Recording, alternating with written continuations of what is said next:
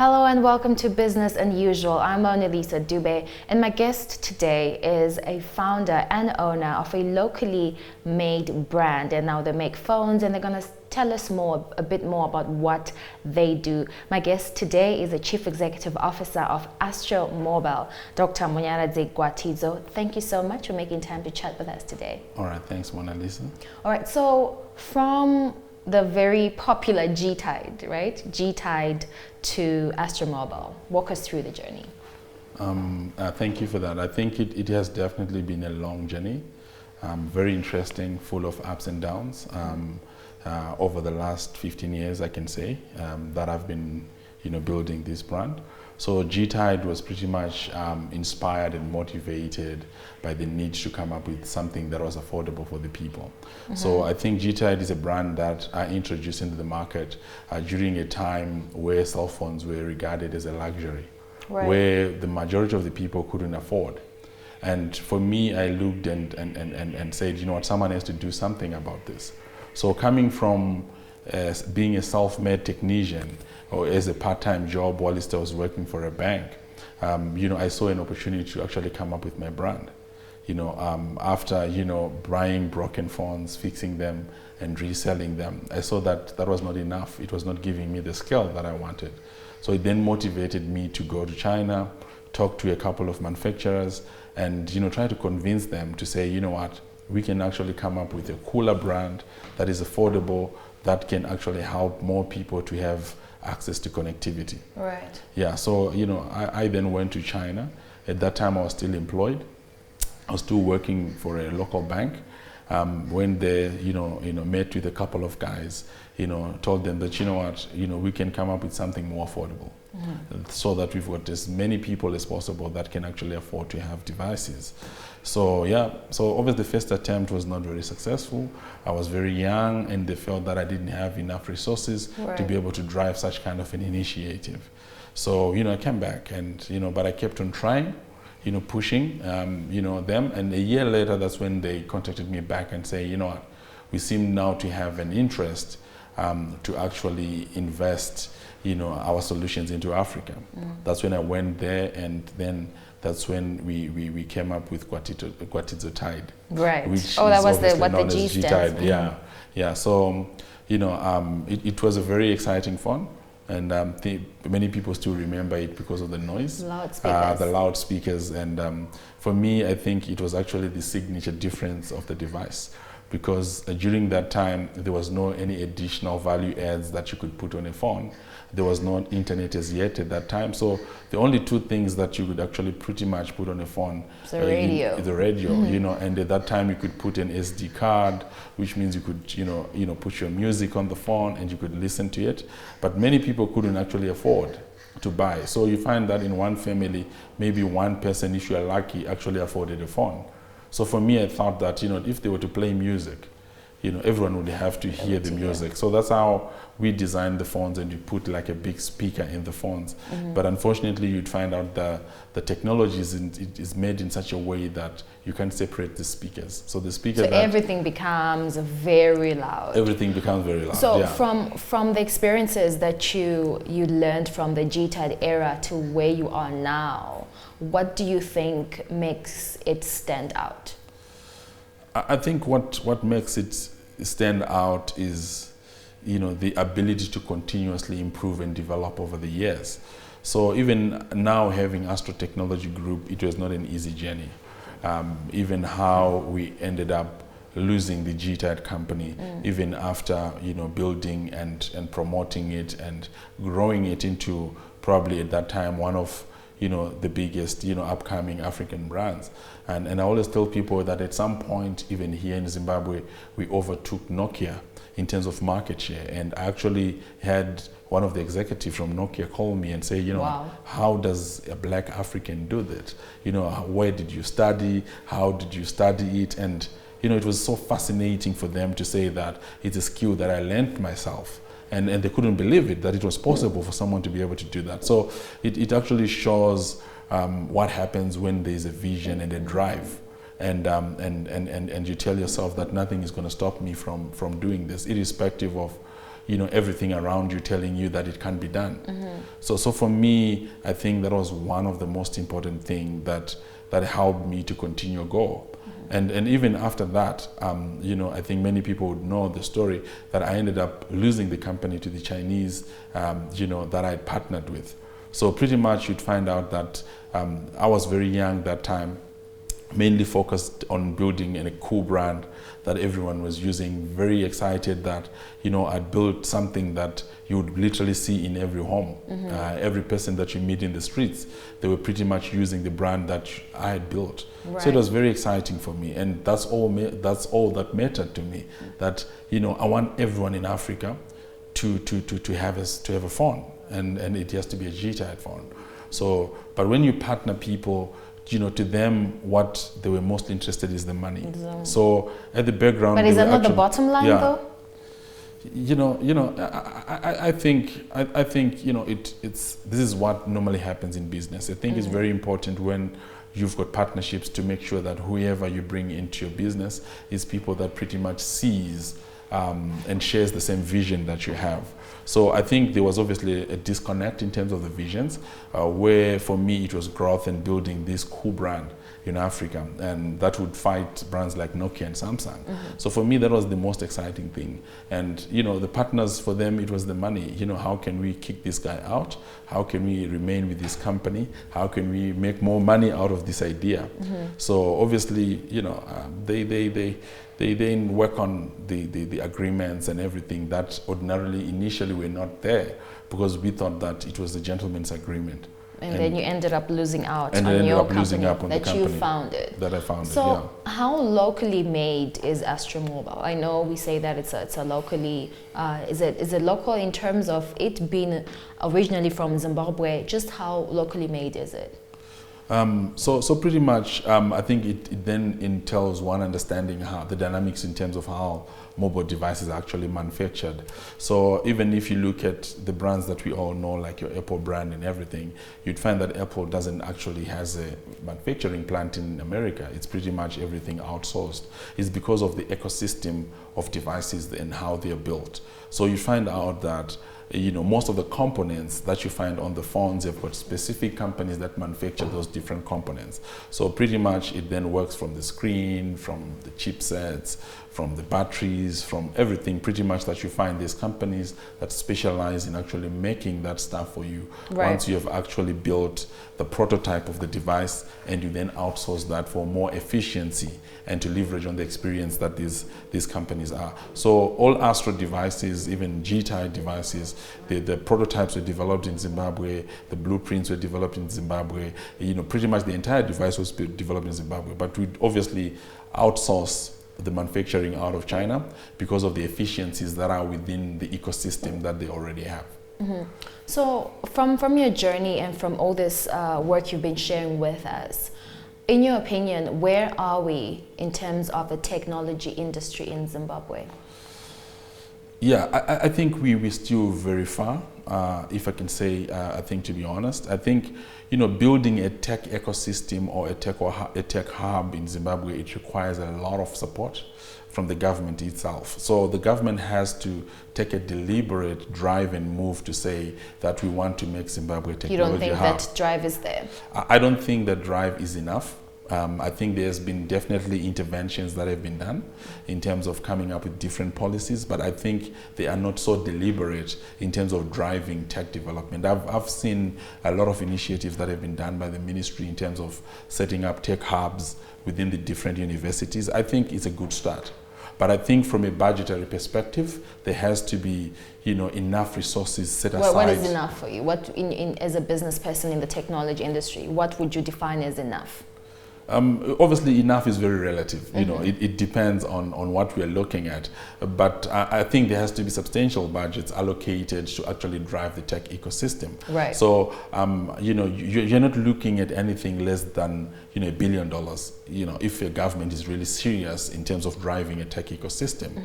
And I think if we have seen right now, even in globally, not just Zimbabwe alone, how COVID has reoriented everything. where pretty much all businesses have become tech businesses, where you're now supposed to sell via e-commerce platforms. Now everyone is talking about different bots that they're using to be able to reach out You think we're lagging behind as a country?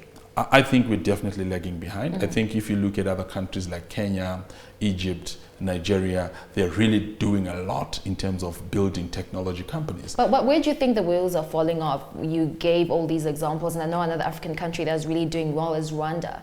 Where do you think as a country the wheels are falling off, considering that, you know, we are on record the highest literate country in the African region? So in your opinion, where are the wheels falling off? I think it's about policy, to be honest. I think you gave an example of Rwanda.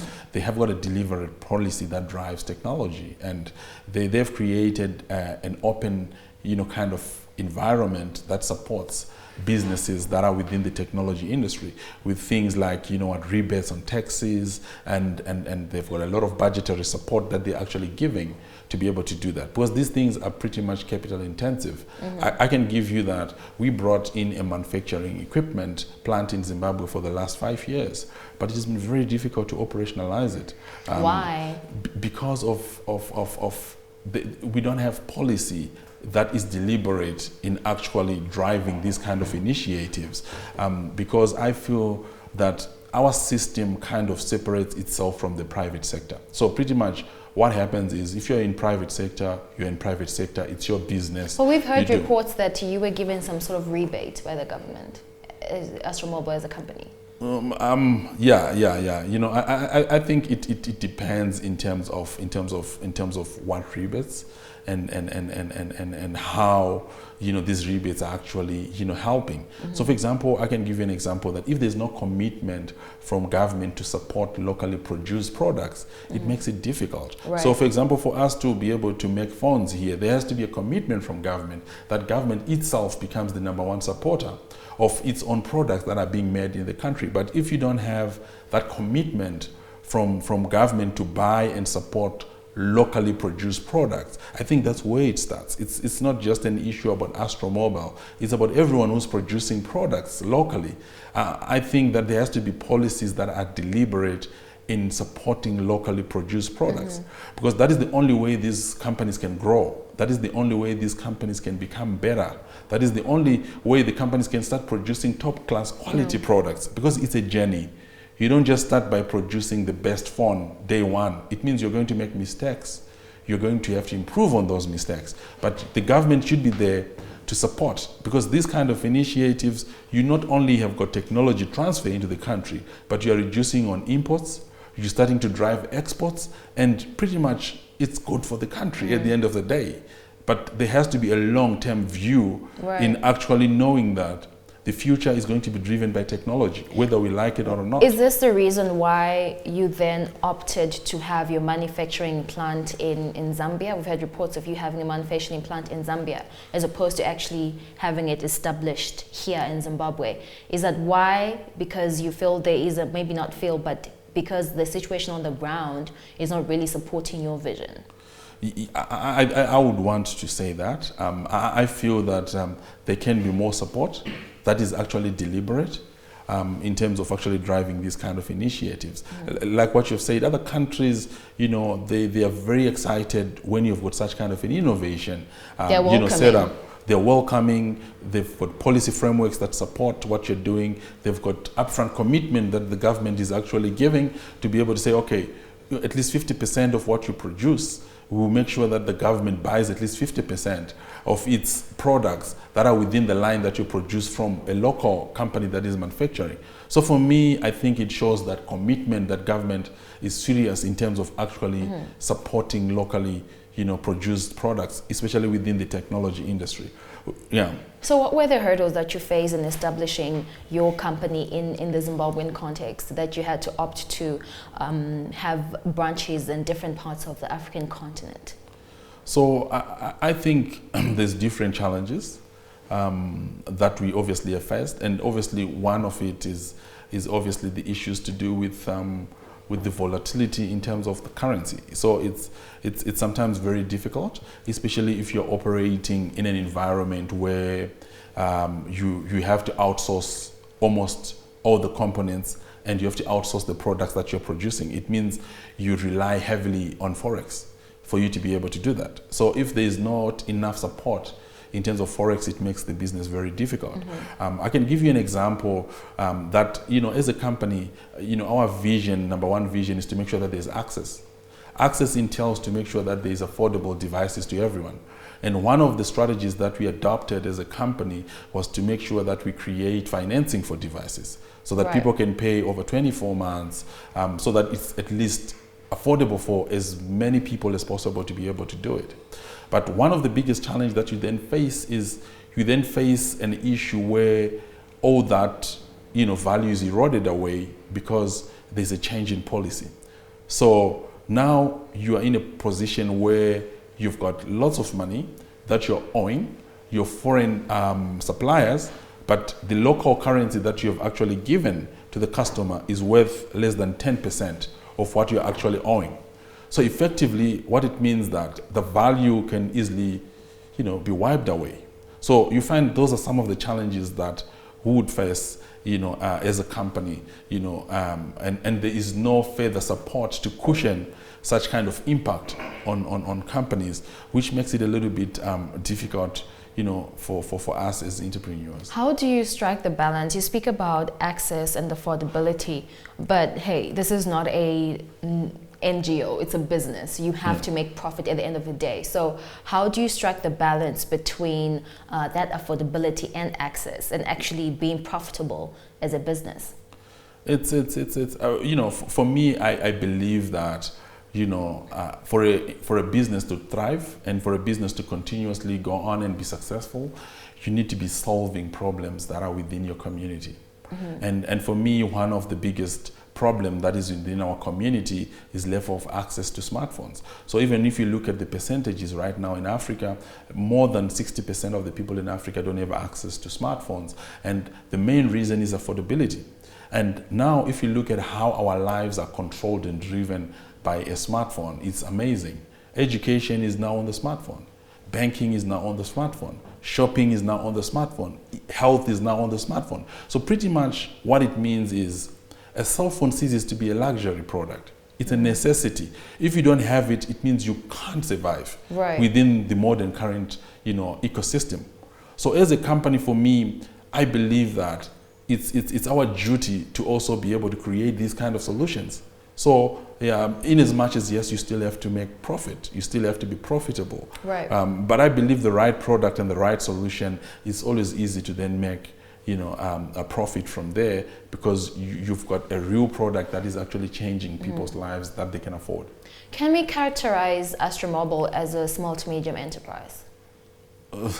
It depends. It really depends. I wouldn't think that we're a small company anymore. I think pretty much maybe medium to So you're eligible to access foreign currency on the auction system then? Yes, I think it's a function of the quantum of what you want, and I think we are eligible, but it's very relative, to be honest, big and small companies. In a market like America, they'll tell you that any company that has got revenues of less than $1 billion, it's an SME. But when you look into Zimbabwe, we probably don't even have one company that is turning over $1 billion at the moment. So it's very relative in terms of, how you categorize a small company or a medium company or a big corporate. I think we kind of don't have cutting, parameters to actually quantify where the company belongs. I wanted to clarify that, to just ask you if you have been able to access foreign currency from the auction system. Earlier on, you did speak about foreign currency challenges. We haven't. We have tried, but we've never had a successful bid on the auction. So we haven't, benefited even $1 from the auction as yet. We haven't. Maybe because of a priority list, etc. I think because of priority list. Do you think it goes back to that issue where we're saying that there is no priority in the tech industry to actually support companies that are in that field? So what I can tell you is this. Okay, so you'd find that the priority list is always like, maybe things that are within the medical space, or maybe the food space, or the different spaces, right? But everything is now being driven by technology. So I can give you an example that there is lockdown that we know, there is restrictions in terms of trade and travel, and everyone is driven to say you need to work remotely. You need to buy your things digitally so that we actually maintain and the COVID protocols and reduce physical contact. But for people to be able to do that, they need devices. Pretty much everything that you do remotely, you need a phone or you need a laptop. So for me, it's counterproductive when you don't support the telecoms or the technology sector, because it's what's driving all these things that we are saying that they are essential services. Right. This is Business Unusual. Yeah. I'm Mona-Lisa Dube, and I am with the Chief Executive Officer of Astro Mobile, Dr. Munyaradzi Gwatidzo. Now, Dr. Gwatidzo, we have spoken about a number of issues relating to what your concerns are, etc.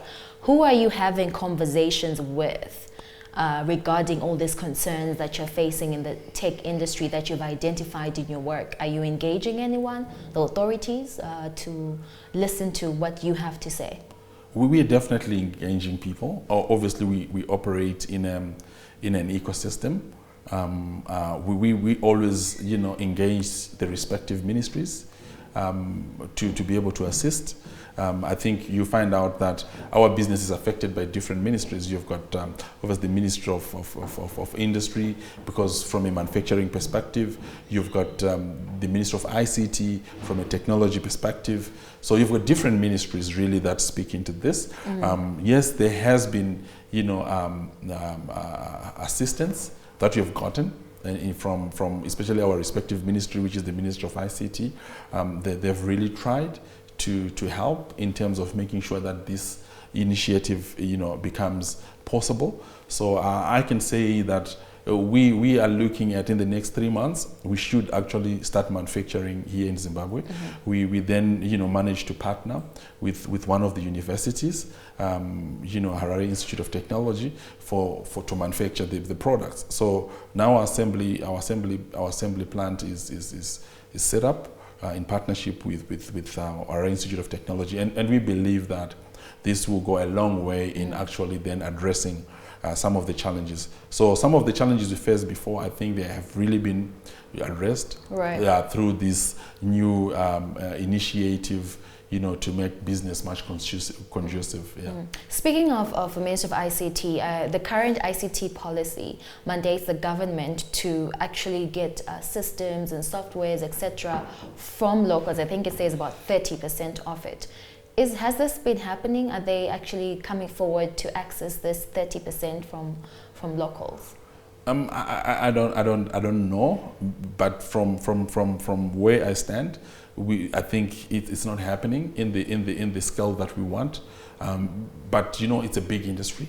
Maybe there are certain sectors where the government is actually getting local support. But what I can tell you is there's not so many companies that develop technology and software in Zimbabwe, mainly because of the lack of support. Yeah. Because once there is support, it actually then helps a lot of people to actually start venturing into that space.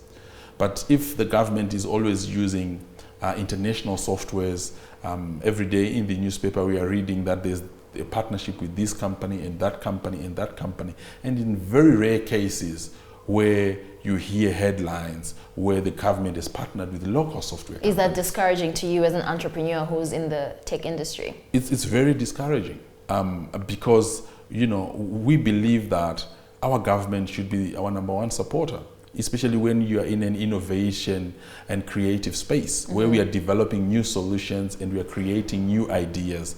I believe that government should have an innovation fund which specifically supports these innovations on a serious note, because this is what is going to help the country to develop. Look at other countries, how much money they're getting in terms of exports from technology solutions. I think it's the next biggest commodity that companies can export. And as Zimbabwe, like what you've said, we've got a very, very high literacy rate. It should actually act as an advantage for us to be the African hub that drives technology all over Africa. But speaking of ideas, Dr. Gwatidzo, you spoke about how there is need for support, etc. But before we even get to support, you find that whenever an entrepreneur in the tech industry has an idea, it's always about gadgets, hardware. Where are the people that are, including yourself, like you're focusing on hardware, where are the people that are doing the software? Why is it that the tech industry is not going in that direction of actually venturing into software? I think it is, really. I think I can tell you from an Astro Technology group, we're just not a devices company. I think Astro Mobile is just our device wing. We've got fintech solutions. For example, we've got a subsidiary called Ishagi Financial Services. We develop financial services technology softwares that helps banks to be able to digitalize, to be able to offer their services digitally without actually investing a lot of infrastructure. We also have got a health tech software solution called Pulse, which basically enables people to be able to live healthy using technology solutions. So I believe that there is plenty of technology solutions that are being developed locally. But the issue is always our companies or government, we are always comfortable importing solutions. We don't believe in our own solutions that we are making locally. Right. I think that's where the problem is. Yeah. So you're one of the entrepreneurs that have benefited from government initiatives, etc., in terms of land and actually setting up a factory. I think you earlier on alluded to that. So what's the progress there? What has come out of that? Obviously, from the time that we finalized this, obviously we were now in this COVID, situation. It kind of slowed down everything because the supply chain globally has been so much distorted with COVID. But I think we're making so much progress. And like what I said, in the next 3 months, we should actually see the first, computer assembled in Zimbabwe. We should be able to see the first smart TV assembled in Zimbabwe. We should be able to first see the first cell phone that is actually assembled in Zimbabwe. So I think for me, it has been a long journey. It has been like 6 years trying to make this happen. But it shouldn't be that long, right? It shouldn't be 6 years. We shouldn't be talking about trying to do something in 6 years, right? Yeah, we shouldn't be. It should be easy. But I think I want to believe that also even the government is learning in terms of prioritizing, technology because of what is happening globally. And I think that, we just need to be more deliberate in supporting whatever venture that is done locally. Even if it's not technology oriented, I think there is just, we need to do more. I think at some point there was more like a Buy Zimbabwe campaign. I don't know what happened to that initiative, but I think we need to be to revive it so that we start promoting local products. I think South Africa has done it very well. There is products and brands that are in South Africa that you probably think that are European, but all of them are local. And I think Zimbabwe can also do it. And we just have to start. We just have to start promoting local brands. And the government should always be, the number one supporter of its own people. Could it be it's because that locally manufactured products seem to be more expensive than actually importing? Could it be the reason why you think that people are opting to import rather than to actually just buy locally? Yeah, to a certain extent, yes, it can be. But as you understand that pricing is a function of economies of scale. All right? So what will make the local products more efficient in terms of the pricing is when they're given scale. And how do you get scale? You get scale by support from different policies. So, I can give you examples of different brands that have grown outside their countries. We all use things like Dangote cement, all over. It started as an initiative that was from a local perspective that has grown out everywhere. So for me, I think, yes, initially, it might be slightly expensive, but we should actually be more concerned about the long-term benefit rather than the short-term benefit. We have to support our own products. They create employment, they create forex. There's so many downstream benefits of producing products locally than importing. Speaking of creating employment, obviously as a locally based company, you are employing a number of local people. How many roughly people in Zimbabwe are you employing in your company? It's plenty of people because of our business model. You know, I want to believe that there's plus or minus 2,000 people that are employed, you know, through our value chain that we are creating in Zimbabwe. You know, we have, from our different subsidiaries that we have, we've got agents that are directly driving our products from different spaces. We've got promoters. We've got quite a lot of people that we are supporting, and we are giving employment. And through our fintech company, like what I said, Ishak, we are promoting over 500, you know, SMEs that are actually benefiting from our solutions, where we are actually providing financing for their products. So, and these people are also employing other people. So you're looking at probably over 5,000 people that are actually benefiting from the ecosystem that we're building. So as we wrap up the conversation, Dr. Gwatidzo, where do you see the future of tech in Zimbabwe?